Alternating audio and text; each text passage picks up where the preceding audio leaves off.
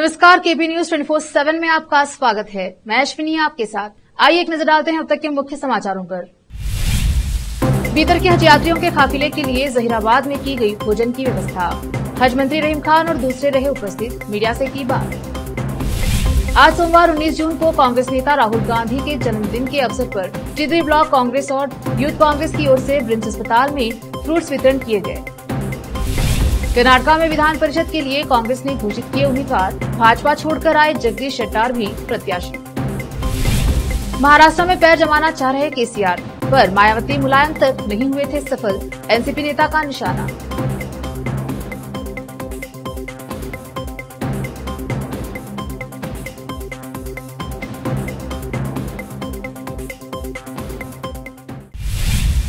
अब समाचार विस्तार से। आज सोमवार 19 जून को बीदर की ऐतिहासिक जामा मस्जिद से बीदर के हज यात्रियों का काफिला हैदराबाद के हज हाउस के लिए रवाना हुआ। इस काफिले को म्युनिसिपल एडमिनिस्ट्रेशन व हज मिनिस्टर रहीम खान ने हरी झंडी दिखाकर रवाना किया। यह काफिला बीदर से निकलकर जहीराबाद के जेजे गार्डन फंक्शन हॉल पहुंचा, जहां पर सभी हज यात्रियों के लिए भोजन की व्यवस्था की गई थी। यहां पर हर वर्ष हज यात्रियों के लिए भोजन की व्यवस्था की जाती है। इस वर्ष भी की गई। कांग्रेस के पूर्व सिटी अध्यक्ष दिवंगत मतीन के भांजे गुलाम खालिद और उनके साथियों हाफिज मोहम्मद अखील और दूसरों ने बेहतर व्यवस्था की। इस अवसर पर हज मंत्री रहीम खान ने भी हज यात्रियों और दूसरों के साथ मिलकर भोजन किया। यहां पर ही जोहर की नमाज भी अदा की गई। इस अवसर पर रहीम खान ने केपी न्यूज से बात करते हुए इस संबंध में बात की। इनके अलावा बीदर की प्रसिद्ध संगठन अंजुमन खादिमुल हुज्जाज के अध्यक्ष सैयद मंसूर अहमद कादरी, तालहा हाशमी, इरशाद खान ने भी मीडिया से बात करते हुए इस संबंध में बताया। केपी न्यूज के संवाददाता असलम खान और कैमरामैन संतोष का कवरेज। अस्सलाम वालेकुम। अभी जहीराबाद में यहाँ पे खाने का इंतज़ाम हमारे खालिद भाई, जो मरहूम हमारे मतीन भाई के भांजे हैं, भतीजे, हर साल खाने का इंतज़ाम जहीराबाद पे कराते हैं। तो इसी तरह इस बार भी वो पूरे हाजी भाइयों को और उनके साथियों को खाने का इंतज़ाम कराए। मैं बहुत बहुत शुक्रिया अदा करता हूँ। और मेरे साथ ही हमारे तनवीर भाई, जो फरीद भाई के फर्जंद है, वो भी मेरे साथ आए। और बाबा भाई एक अच्छे बिजनेसमैन है, वासिद भाई है, पूरी जहीराबाद की पूरी टीम है नौजवानों की, सभी बहुत ज़िम्मेदार यहाँ के भाई है। तो मैं सबको बहुत बहुत मुबारकबाद देता हूँ। वो भी शामिल हुए हैं जहीराबाद के भी। हर बार हाजी भाइयों की खिदमत में पूरे हमेशा जहीराबाद के पूरे नौजवान पूरी खिदमत टीम करती है। तो इसके लिए मैं, हमारे गौस काउंसलर है, रियाज काउंसलर है, हमारे फर्जंद इरशाद खान भी है, हमारे भांजे भी है सलमान, इस तरह से सभी लोग हैं। तो मैं ख़ासकर सभी को शुक्रिया अदा करता हूँ। अस्सलाम वालेकुम। बिस्मिल्लाहिर्रहमानिर्रहीम। अल्हम्दुलिल्लाह, ज़िला बीदर के आज़मीन हज का ये काफ़िला बीदर से निकलकर यहाँ ज़हीराबाद पर तवक़्क़ुफ़ किया। यहाँ पर नमाज ज़ोहर अदा की गई। उसके बाद यहाँ पर ज़ोहराने का इंतज़ाम किया गया था। अब यहाँ से काफ़िला निकल रहा है और अब हज हाउस सीधा पहुँचेगा। कल सुबह 5:10 पर 150 लोग और फिर दोपहर में 2:45 पर 109 लोग, इस तरह तमाम ज़िले के आज़मीन इस काफ़िले से रवाना होंगे। आज यहाँ पर जो ज़ियाफ़त का अहतमाम किया गया, ये हमारे अंजुमन खादिमुल हुज्जाज के एक रुकन मरहूम जनाब मतीन साहब, जो हमेशा रॉयल कोर्ट फंक्शन हॉल में जहीराबाद में हाजियों को रुकाकर उनके लिए ज़ियाफ़त का अहतमाम किया करते थे, उनके इंतकाल के बाद से उनके भतीजे गुलाम खालिद साहब इस अहतमाम को जारी रखे हैं और हर साल ये इंतज़ाम वहीं पर होता था। इस मरतबा वहाँ पर royal court function hall book रहने से आज यहाँ जेजे गार्डन में ये अहतमाम किया गया। अल्हम्दुलिल्लाह, बड़ी खुशनसीबी की बात है कि ये जो फयूज़ुर रहमान है, अल्लाह ताला के मेहमान हैं, इन लोगों को जबकि वो घर से अपना कदम बाहर निकाल चुके हैं, यानी वो अब हालत सफ़र में है। हज के सफ़र में हाजियों की खिदमत करना इंतहाई बड़ी खुशनसीबी की बात है। तो अल्हम्दुलिल्लाह यहाँ पर जो लोग भी इस खिदमत में लगे हुए हैं, ग़ुलाम मतीन के साथ, ग़ुलाम खालिद के साथ जो लोग जुड़े हुए हैं, उन तमाम लोगों के हक़ में मैं दुआगो हूँ कि अल्लाह ताला हाजियों का इकराम और उनके ताज़ीम करने के ज़िम्मन में अपने मेहमानों का ख्याल रखने के लिए अल्लाह तबारक व तआला इनको अजर अज़ीम अता करे, इनके कारोबार में बरकत दे और इनके चचा मरहूम ग़ुलाम मतीन की अल्लाह ताला बाल बाल मग़फ़िरत फरमाए।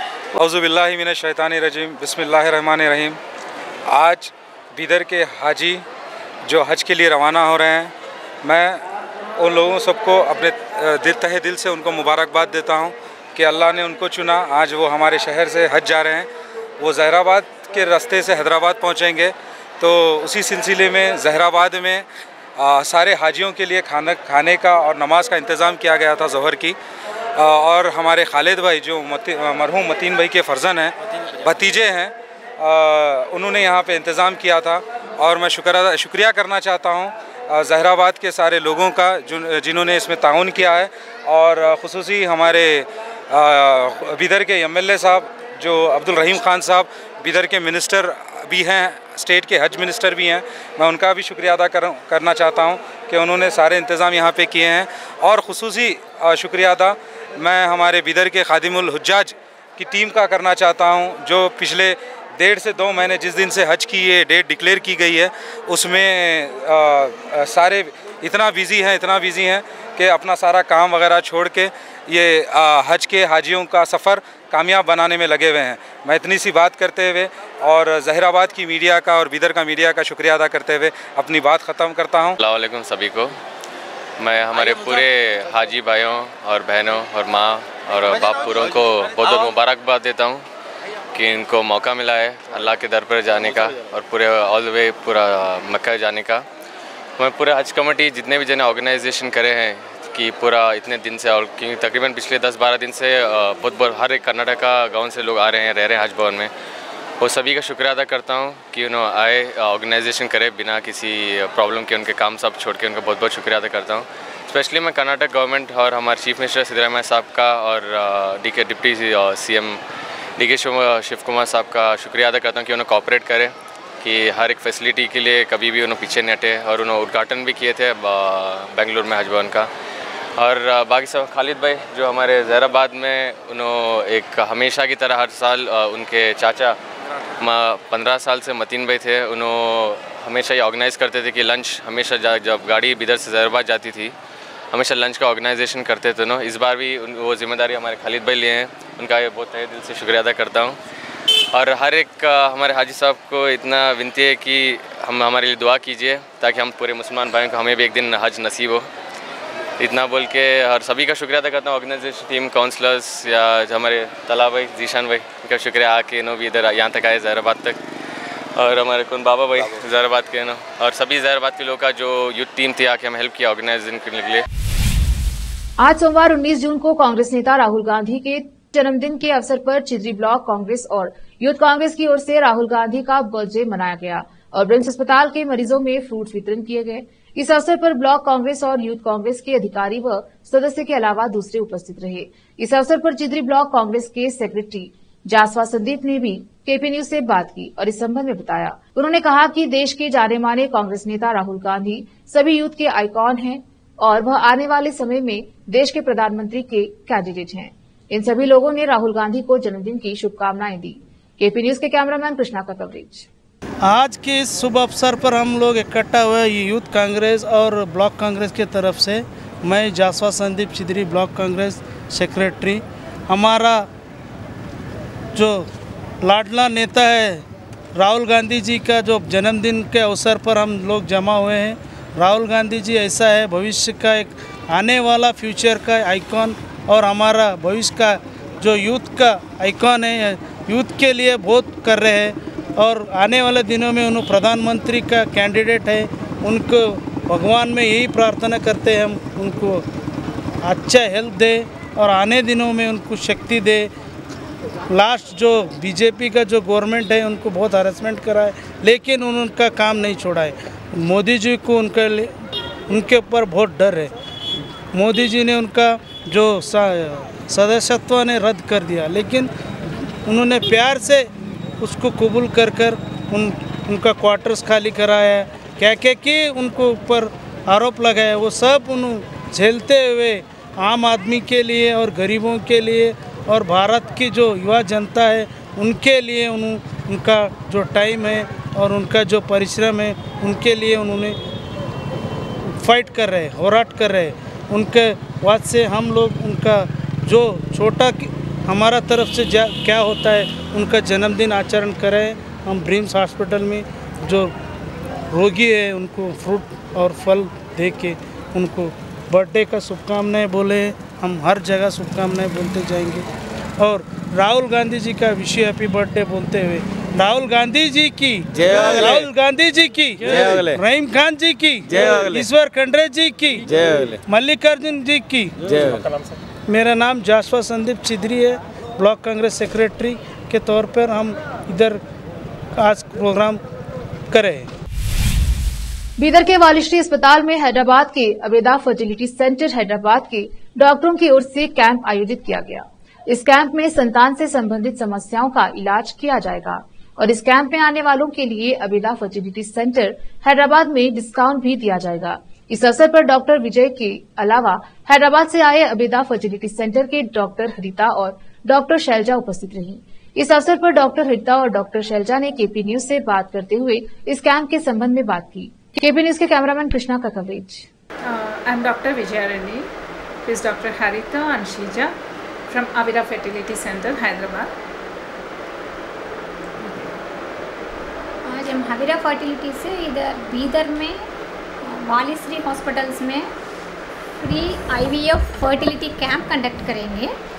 सो महीने में एक बार हम ये कैंप कंडक्ट करेंगे। इसमें क्या क्या फैसिलिटीज़ है हमारा कोऑर्डिनेटर बताएंगे।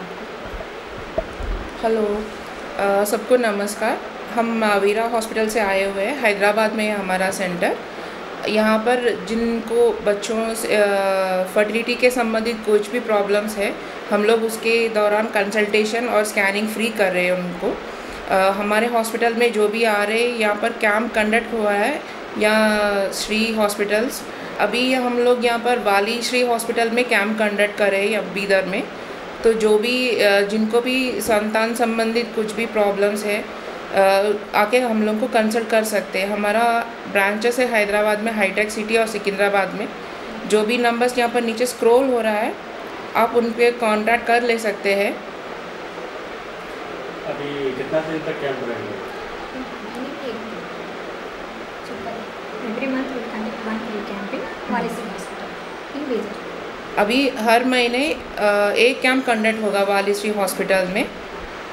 इस दौरान कोई भी पेशेंट आके हमसे संपर्क कर सकते हैं। फ्री काउंसलिंग रहता है यहाँ पर।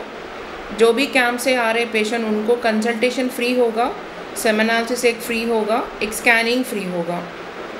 अभी कंटिन्यू इधर डॉक्टर आते हैं? हाँ, हर महीने आप यहाँ पर डॉक्टर आते हैं continue every month for every month. कौन सा ऐसा डेट? मैंने अभी second week, monthly second week. अब जो पेशेंट को क्या क्या फ़ायदा उठाना चाहिए वालिश्री हॉस्पिटल से या आपके हॉस्पिटल के तरफ से? कैंप हॉस्पिटल के रेफरेंस में आ रहे से पेशेंट उनको कंसल्टेशन फ्री होगा, सेमिनालिसिस और स्कैनिंग फ्री है उनको। हेल्थ इश्यूज वो सब तो कंसल्टेशन के दौरान पेशेंट से मालूमात कर लेंगे। पूरा बेनिफिट बोले तो actually consultation, first consultation and first couple counselling free, एक first basic scanning free female को एंड मेल को semen analysis free. Total 4 services हम फ्री में करेंगे फर्स्ट विजिट में। सेकंड विजिट से किसको ज़रूरत है बड़ा ट्रीटमेंट उनको आप प्रोसीजर में डिस्काउंट अनाउंस करेंगे। हम छोटा प्रोसीजर में थोड़ा लोग को कंसीव होने का चांसेस है, थोड़ा लोग को बड़ा प्रोसीजर बोले तो IVF में कंसीव होने का चांसेस है। हमारे पास IVF में सक्सेस परसेंटेज 60 to 70% है, बट इसका प्रोसीजर का चार्जेस अलग अलग पेशेंट को अलग अलग होता है। थोड़ा लोग को कम पैसे से जल्दी प्रेगनेंसी आने का चांसेस भी है। इसके लिए हम एक बार चेक करने के बाद नॉर्मली दवा से होने वाला को दवा दे देंगे। नहीं छोटा प्रोसीजर है तो कब आना, महीने में कितने बार आना में बताएंगे पेशेंट को।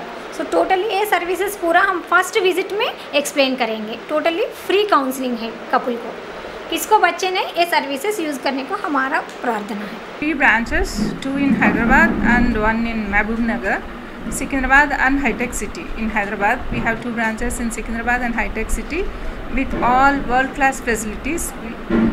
We provide IVF, ICSI and ultrasonography and histoscopy and laparoscopy. Total complete solution for fertility we provide in our center.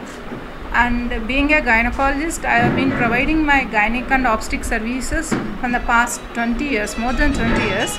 And recently, for the past 3 years, we are providing the infertility services, including all fertility services, including histoscopy, laparoscopy, surrogacy, donors, everything we provide. You can get all the fertility services in one roof at very, very affordable prices. And we are here to extend our services to Bidar people also, and we request all your help and your support for our services to provide in Bidar. Thank you very much. Karnataka में विधानसभा चुनाव में जीत मिलने के बाद उत्साहित कांग्रेस ने सोमवार को विधान परिषद चुनाव के लिए भी उम्मीदवारों का ऐलान कर दिया। इसमें भाजपा छोड़कर कांग्रेस में शामिल हुए जगदीश शेट्टार को भी प्रत्याशी बनाया गया है। इसके अलावा 2 अन्य उम्मीदवारों में तिप्पण्णा कमकन्नूर और NS बोसराजू का भी नाम है, जहां शेट्टार का कार्यकाल सबसे लंबा 14 जून 2028 तक होगा, तो वहीं कमकन्नूर का कार्यकाल 30 जून 2026 तक और बोसराज का कार्यकाल 17 जून 2024 तक होगा। गौरतलब है कि BS येडियुरप्पा के बाद शेट्टार लिंगायत समुदाय के दूसरे सबसे बड़े नेता माने जाते हैं। कर्नाटक में लिंगायत वोटर्स की आबादी 17% है। ऐसे में कांग्रेस अब तक भाजपा के मजबूत वोटर बनकर रहे लिंगायत समुदाय को पूरी तरह अपनी ओर खींचना चाहती है। इसी साल हुए विधानसभा चुनाव में भी लिंगायत वोटरों का एक बड़ा तबका शेट्टार की वजह से ही कांग्रेस की ओर मुड़ गया था। हालांकि शेट्टार को खुद हार मिली थी। कर्नाटक के मुख्यमंत्री सिद्धरामैया ने 2018 से सांप्रदायिक हिंसा में मारे गए 6 लोगों के परिवारों के लिए मुआवजा के तौर पर सोमवार 19 जून को 25 लाख रुपए का चेक दिया। साथ ही उनके परिजन को नौकरी देने की घोषणा की। मुख्यमंत्री ने कहा कि वह यह सुनिश्चित करेंगे कि राज्य में इस प्रकार की असामयिक मौत नहीं हो। सिद्धरामैया के अनुसार दीपक राव दक्षिण कन्नड़ जिला की 3 जनवरी 2018 को हत्या कर दी गई थी। वहीं अन्य घटनाओं में मसूद दक्षिण कन्नड़ जिला 19 जुलाई 2022 को, मोहम्मद फाजिल दक्षिण कन्नड़ 28 जुलाई 2022 को, अब्दुल जलील दक्षिण कन्नड़ 24 दिसंबर 2022 को, इदरिश पाशा मांड्या 31 मार्च 2023 को और समीर गदक 17 जनवरी 2022 को मारे गए थे। लेते हैं छोटा सा ब्रेक, जल्द लौटेंगे ब्रेक के बाद। हिंदुस्तान के हर कोने में हम हैं मौजूद।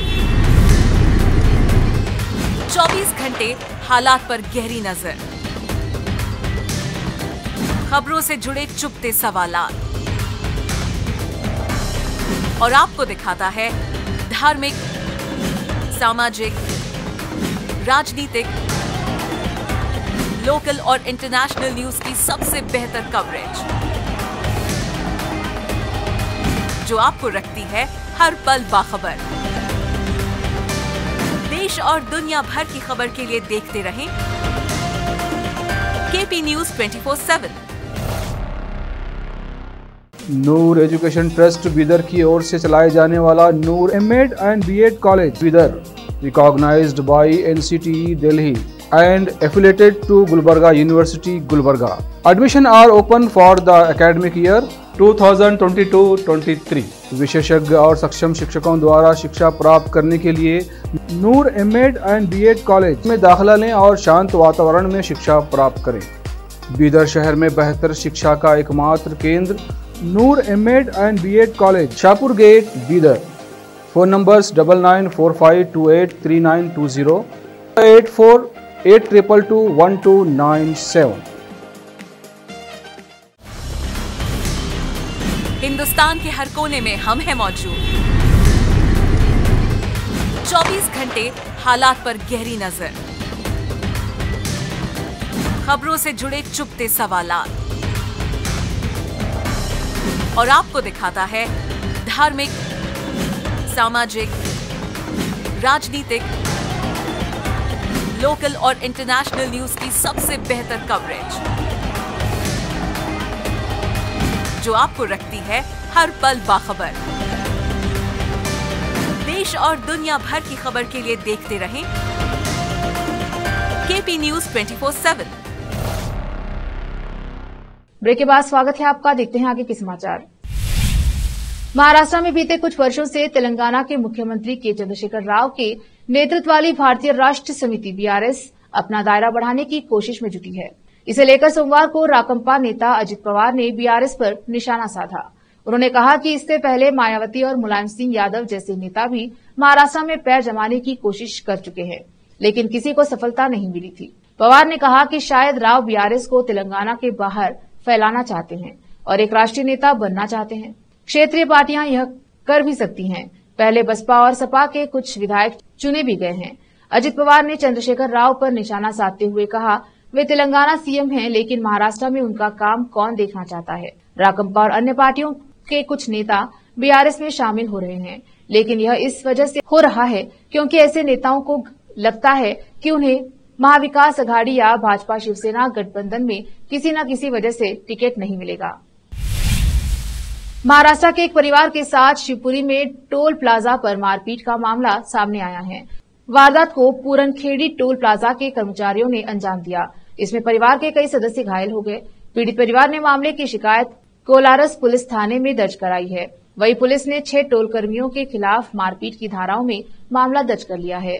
बताया जा रहा है कि पीड़ित परिवार महाराष्ट्र के अमरावती का रहने वाला है। मुखिया नाजिब उर रहमान पुत्र शफी उर रहमान ने बताया, हम 2 कारों में सवार होकर जम्मू कश्मीर और लद्दाख से अमरावती लौट रहे थे। रविवार रात में हमारी गाड़ियां पूरनखेड़ी टोल प्लाजा पर पहुंची। टोल बैरियर पर हमारा टैक्स फास्टैग से नहीं कटा, जबकि 766 रुपए का बैलेंस था। टोल कर्मियों का कहना था कि फास्टैग का बैलेंस खत्म हो चुका है। हमने इस बात को मानने से इनकार किया। इस पर वहां मौजूद 2 कर्मचारियों ने गाली गलौज करना शुरू कर दिया। नाजिबुर रहमान ने बताया कि हमने कार से उतरकर टोल कर्मियों को गाली देने से मना किया। इसके बाद उनके दूसरे साथी वहां आ गए और हमारे साथ मारपीट शुरू कर दी। कार में सवार बच्चियों ने रोकने का प्रयास किया तो एक टोल कर्मी ने एक बच्ची के सिर पर लोहे का पाइप मारा। उसके सिर से खून बहने लगा। हमारे बच्चे मारपीट का वीडियो बनाने लगे तो टोल कर्मियों ने मोबाइल छीनकर तोड़ दिए। वहां से हम पुलिस स्टेशन गए और शिकायत दर्ज कराई। छत्तीसगढ़ के कोरबा में सोमवार को उस वक्त अफरा तफरी मच गई जब टीपा नगर चौक से लगे एक व्यावसायिक कॉम्प्लेक्स में आग लग गई। इस अग्निकांड में कॉम्प्लेक्स की करीब आधा दर्जन दुकानें आग की लपेटों से घिर गई। आग का फैलाव इतनी तेजी से हुआ कि किसी को संभलने का मौका ही नहीं मिला। हादसे में दुकान में रखा सारा सामान जलकर राख हो गया। सूचना मिलते ही फायर ब्रिगेड मौके पर पहुंची और आग को बुझाने के प्रयास में जुट गई। दमकल विभाग की परेशानी तब और बढ़ गई जब उन्हें पता चला कि व्यावसायिक कॉम्प्लेक्स के फर्स्ट फ्लोर पर संचालित बैंक और कपड़े की दुकान में लोग फंसे हुए हैं। इन लोगों को सीढ़ी के सहारे नीचे उतारा गया, जबकि कई लोगों ने खिड़की से छलांग लगाकर अपनी जान बचाई। कॉम्प्लेक्स में आग लगने के बाद चारों तरफ चीख पुकार मच गई। लोगों को बचाने के लिए दमकल विभाग ने युद्ध स्तर पर प्रयास किया, लेकिन इसके बावजूद 3 लोगों की दम घुटने से मौत हो गई। रामपुर में व्यापारी हित व जनहित में उद्योग व्यापार प्रतिनिधि मंडल की तरफ से जिला उद्योग एवं प्रोत्साहन केंद्र जिला रामपुर के डिप्टी कमिश्नर महोदय को ज्ञापन सौंपा गया। इस अवसर पर व्यापार मंडल के राष्ट्रीय अध्यक्ष संदीप अग्रवाल सोनी द्वारा मांग की गई कि खाली पड़े पुराने रोडवेज बस अड्डे को परिवर्तित कर परिवहन विभाग द्वारा मुरादाबाद मंडल व बरेली मंडल की मरम्मत वर्कशॉप बनाई जाए। साथ ही रेलवे की भारी मात्रा खाली पड़ी भूमि पर रेलवे की मरम्मत वर्कशॉप जनपद रामपुर के प्लेटफॉर्म के पास शुरू की जाए व साथ ही लघु एवं हैवी उद्योगों के विस्तार हेतु औद्योगिक क्षेत्र की स्थापना अतिशीघ्र शुरू की जाए। रामपुर से नाजिम अली की रिपोर्ट। सोनी तुम संघर्ष करो, इंकलाब इंकलाब, व्यापार मंडल सोनी भैया, सोनी भैया व्यापार मंडल अभी तो ली अंगड़ाई है, आगे और लड़ाई है। व्यापार मंडल व्यापारी एकता सोनी तुम। में उपायुक्त महोदय को हमने ज्ञापन दिया है और एजीएम महोदय ने हमारा ज्ञापन स्वीकार किया है और हमने ये बात कही है कि बेरोजगारी को समाप्त कराना है और रोजगार स्थापित कराने हैं। इसके लिए रामपुर जनपद के अंदर एक भी इंडस्ट्रियल एरिया शहर रामपुर के अंदर नहीं है। मात्र 2 इंडस्ट्रियल एरिया हैं, अजीतपुर इंडस्ट्रियल एरिया, रोशनबाग, दोनों पूरी तरह फुल हो चुके हैं। नए इंडस्ट्रियल एरिया की घोषणा होना अति आवश्यक है, क्योंकि 7,200 करोड़ रुपए के प्रोजेक्ट अभी पीछे तैयार हुए कि लगने हैं उद्योग, मगर किस जगह लगेंगे ये अभी तक डिसाइड जिला उद्योग केंद्र ने नहीं किया है। इस मामले में हमने ज्ञापन दिया है। साथ ही जो पुराना रोडवे बफड्डा है वो आज की तारीख में पूरा कुल से कुल तक खाली है। हमारा ये कहना है कि उस बफड्डे पर मुरादाबाद मंडल और बरेली मंडल की वर्कशॉप खुले, ताकि रामपुर जनपद के रोजगारों को, बेल्डर को, इलेक्ट्रीशियन को, कारपेंटर को तमाम कारोबार मिले, जिससे हमारे शहर की बेरोजगारी समाप्त हो। साथ ही रेलवे विभाग, आप जानते होंगे कि रेलवे विभाग जनपद रामपुर का रामपुर जंक्शन के नाम से कहलाता है, मगर वहां पर भी मरम्मत की वर्कशॉप अगर खुल जाए, गोरखपुर के बाद अगर वर्कशॉप रामपुर में खुल जाए, तो रामपुर के अंदर रेल विभाग की काफ़ी लंबी चौड़ी जगह बहुत लंबी दूरी तक मौजूद है। अगर ऐसा हो जाता है तो रामपुर के अंदर बेरोजगारी समाप्त होगी और बहुत बड़े पैमाने पर रोजगार बढ़ जाएगा। ये शासकीय प्रक्रिया होगी और इन दोनों शासकीय प्रक्रिया में अगर जिला उद्योग केंद्र चाहे तो सकारात्मक रिजल्ट होंगे। हमें जिलाधिकारी महोदय रामपुर के अत्यधिक कर्मठ हैं रविंद्र मांदड़ जी, हमें ऐसी उम्मीद है कि वो इस संबंध में हमेशा सहयोग करते आए हैं उद्योग बढ़ाने के लिए, उद्योग व्यापार बढ़ाने के लिए, और आशा है कि वो आगे भी उद्योग व्यापार बढ़ाने में हमारा सहयोग करें। केदारनाथ धाम में एक विवाद थमता नहीं कि दूसरा शुरू हो जाता है। इस बार केदारनाथ मंदिर के गर्भगृह में नोट उड़ाती महिला का वीडियो वायरल हुआ है। अभी तक केदारनाथ मंदिर के गर्भगृह में सोने की परतों पर पॉलिश को लेकर बवाल चल रहा था, तो अब इस वीडियो ने फिर से नया विवाद खड़ा कर दिया है। दरअसल देश के 12 ज्योतिर्लिंगों में से एक उत्तराखंड में विराजमान बाबा केदारनाथ के मंदिर को लेकर एक बार फिर नया विवाद खड़ा हो गया है। अभी केदारनाथ धाम के गर्भगृह में लगाई गई सोने की परतों पर पॉलिश का विवाद थमा ही नहीं था कि एक और वीडियो सामने आया है। नए वीडियो में एक महिला केदारनाथ मंदिर के गर्भगृह में नोट उड़ाती नजर आ रही है। नोट उड़ाने का वीडियो जमकर वायरल हो रहा है। वीडियो वायरल होते ही बीकेटीसी हरकत में आई। सोशल मीडिया में वायरल वीडियो में एक महिला केदारनाथ ज्योतिर्लिंग पर रुपए उड़ाते हुए नजर आ रही है। महिला के पास कुछ तीर्थ पुरोहित भी दिखाई दे रहे हैं, जो महिला को रोकने की कोशिश भी नहीं कर रहे हैं। यह वीडियो एक हफ्ता पुराना बताया जा रहा है, जो 2 दिन पहले ही सोशल मीडिया पर वायरल हुआ है। आखिर में फिर एक बार देखते हैं मुख्य समाचार। बीदर के हज यात्रियों के काफिले के लिए जहीराबाद में की गई भोजन की व्यवस्था। हज मंत्री रहीम खान और दूसरे रहे उपस्थित, मीडिया से की बात। आज सोमवार 19 जून को कांग्रेस नेता राहुल गांधी के जन्मदिन के अवसर पर चिदरी ब्लॉक कांग्रेस और यूथ कांग्रेस की ओर से ब्रिम्स अस्पताल में फ्रूट्स वितरण किए गए। कर्नाटका में विधान परिषद के लिए कांग्रेस ने घोषित किए उम्मीदवार, भाजपा छोड़कर आए जगदीश शेट्टार भी प्रत्याशी। महाराष्ट्र में पैर जमाना चाह रहे केसीआर, पर मायावती मुलायम तक नहीं हुए थे सफल, एनसीपी नेता का निशाना।